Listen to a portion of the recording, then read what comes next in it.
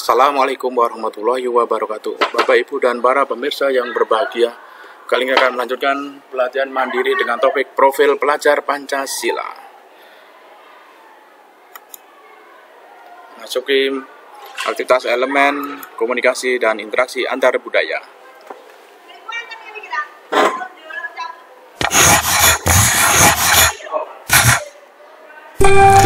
Salam dan bahagia, Ibu dan Bapak Guru. Sebelumnya, kita telah belajar tentang elemen mengenal dan menghargai budaya sebagai permulaan dalam dimensi berkebinekaan global. Kali ini, kita akan melanjutkan pembahasan mengenai elemen kedua, yaitu komunikasi dan interaksi antar budaya.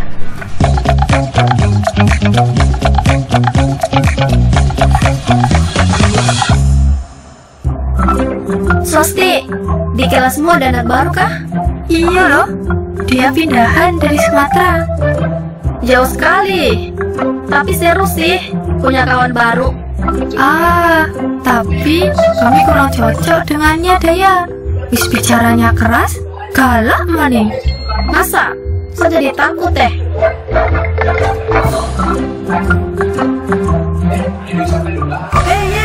Tunggu, berhenti.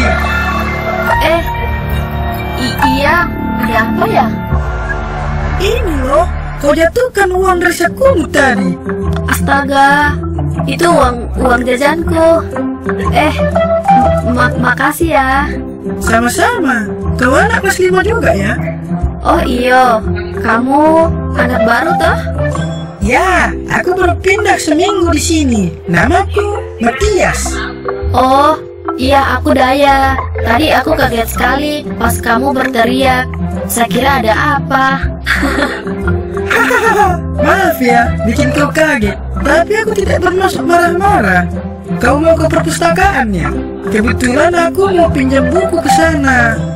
Ah, betul. Kamu suka baca buku juga? Bareng yuk. Nah, Ibu dan Bapak Guru, kita telah menyaksikan percakapan antara Daya dan Matias yang awalnya tak saling kenal. Daya sempat menyimpan prasangka yang membuatnya takut berbicara dengan Matias. Namun, prasangka itu luruh saat komunikasi positif terjalin antara mereka. Hal berbeda mungkin terjadi jika mereka sama-sama menutup diri. Situasi tersebut terasa dekat dengan kehidupan kita sehari-hari ya. Ibu dan Bapak Guru sekalian, mari kita renungkan terlebih dahulu. Bagaimana kita selama ini mengajarkan kepada murid-murid kita agar menghargai perbedaan di antara mereka? Bagaimana pula sikap kita saat ada murid-murid yang enggan berinteraksi dengan teman yang berbeda dari dirinya? Era globalisasi mempermudah bertemunya individu dengan beragam latar belakang. Hal ini memungkinkan berbagai budaya saling mempengaruhi, berpadu, bahkan berselisih. Nah, komunikasi dan interaksi antar budaya memiliki peran penting sebagai jembatan penghubung. Guru perlu membimbing murid untuk mampu berkomunikasi antar budaya, serta menimbang dan menumbuhkan berbagai perspektif. Perbedaan budaya tidak hanya terkait bahasa, suku, bangsa, atau adat istiadat. Perbedaan sosial ekonomi, profesi, keyakinan, bahkan gabungan dari semuanya juga termasuk dalam perbedaan budaya yang dapat menjadi tantangan berinteraksi. Kesadaran atas perbedaan dan kemauan untuk berkomunikasi antar budaya menjadi kunci tumbuhnya sikap menghargai kesetaraan. Berbagai dampak negatif seperti prasangka, diskriminasi, hingga perselisihan antar kelompok pun dapat diminimalisasi. Lalu, alat perkembangan seperti apa yang diharapkan dari sub-elemen ini? Pada jenjang PAUD, murid dapat dikenalkan berbagai cara untuk mengungkapkan perasaan dan pikirannya. Hal ini penting untuk membangun kepercayaan diri dan menjadi fondasi dalam kemampuan komunikasinya kelak. Pada jenjang SD, murid mengenali bahwa orang-orang menggunakan kata, gambar, dan bahasa tubuh yang dapat bermakna berbeda. Di akhir fase, murid kemudian memahami adanya persamaan dan perbedaan komunikasi di dalam atau antar kelompok budaya.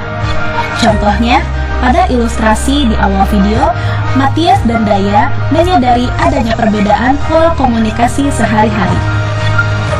Pemahaman ini diperkuat melalui tahap eksplorasi pada jenjang SMP, sehingga murid mengenali berbagai faktor risiko dalam berkomunikasi antar budaya. Perkembangan murid pada jenjang SMA akan sampai ke tahap menganalisis hubungan antara bahasa, pikiran, dan konteks untuk memahami dan meningkatkan komunikasi antar budaya. Subelemen yang kedua adalah menimbang dan menumbuhkan berbagai perspektif. Perbedaan latar belakang akan menumbuhkan berbagai perspektif terhadap sebuah peristiwa dan mempengaruhi cara berperilaku. Perspektif bukanlah alasan untuk memaksakan pendapat. Dengan mengajak murid berinteraksi dengan kelompok dari berbagai latar belakang, murid menemukan bahwa ada banyak sudut pandang yang tumbuh terhadap suatu permasalahan. Lalu, bagaimana alur perkembangan subelemen ini yang diharapkan pada setiap jenjang? Pada jenjang PAUD, murid dibiasakan menjalin interaksi sederhana dalam lingkungan keluarga dan sekolah. Pembiasaan yang konsisten diharapkan dapat membangun hubungan sosial yang positif antara murid dan lingkungan sekitarnya. Pada jenjang SD, di awal fase ia dapat menyampaikan pandangannya dan mengidentifikasi sudut pandang orang lain yang berbeda dari dirinya. Di akhir fase, murid dapat membandingkan berbagai perspektif untuk memahami permasalahan sehari-hari.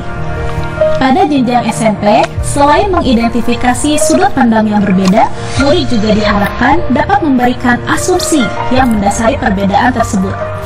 Dengan kemampuan empatinya, mereka diharapkan dapat mendeskripsikan perasaan komunitas yang berbeda dari dirinya. Pada jenjang SMA, murid dapat menyajikan pandangan yang seimbang dan memperlakukan orang lain dalam posisi setara, serta memberikan pertolongan ketika orang lain dalam situasi sulit. Lalu, bagaimana mengintegrasikan elemen ini ke dalam pembelajaran? Pada jenjang PAUD, dapat dimulai dari hal sederhana, misalnya membiasakan 3S, senyum, salam, sapa di lingkungan sekolah. Selain itu, murid juga dapat diajak mengidentifikasi ciri khas dirinya, lalu dibimbing untuk memahami bahwa perbedaan tersebut tidak menghalangi mereka saling berteman. Pada jenjang SD, pengenalan perbedaan budaya dapat dilakukan. Misalnya, guru dapat menyapa murid dalam berbagai bahasa saat memulai pembelajaran. Murid juga dapat diajak menonton video atau film pendek. Lalu, guru memantik diskusi melalui pertanyaan terbuka. Murid juga dapat dipertemukan dengan murid lain dari latar belakang budaya yang berbeda, yang memungkinkan mereka saling mengenal dan berdiskusi. Contoh paling sederhana adalah aktivitas saling berkirim surat. Pada jenjang SMP, salah satu contohnya adalah melalui aktivitas wawancara dalam pelajaran bahasa Indonesia. Misalnya, murid menemui orang dari beragam latar belakang berdasarkan profesi atau lokasi yang ditentukan guru. Disitulah murid akan belajar menyesuaikan cara komunikasi saat melakukan wawancara. Pada jenjang SMA, salah satu caranya melalui aktivitas bermain peran. Contoh, saat pelajaran IPS, murid berperan sebagai perwakilan negara-negara dengan perbedaan bahasa dalam pertemuan internasional. Guru menjelaskan bahwa perwakilan tersebut menggunakan bahasa yang sama, yaitu bahasa Inggris untuk berkomunikasi. Meskipun begitu, mereka tetap membawa ciri khas masing-masing dalam pengucapannya yang berbeda-beda. Secara umum, pembelajaran juga dapat dilakukan melalui kegiatan bakti sosial ke panti ureda atau panti asuhan. Hal ini bertujuan untuk mengasah empati dan menumbuhkan kemampuannya melihat dari berbagai perspektif. Murid yang memiliki dimensi berkebinekaan global diharapkan terbuka akan perubahan dengan tetap mempertahankan jati diri sebagai bangsa Indonesia. Sikap toleransi dan berempati saat berinteraksi dapat dipupuk sejak dini melalui pembiasaan sehari-hari ya, Ibu dan Bapak Guru. Yuk sama-sama belajar agar murid-murid kita bisa menemukan contoh konkret di sekitarnya. Salam dan bahagia.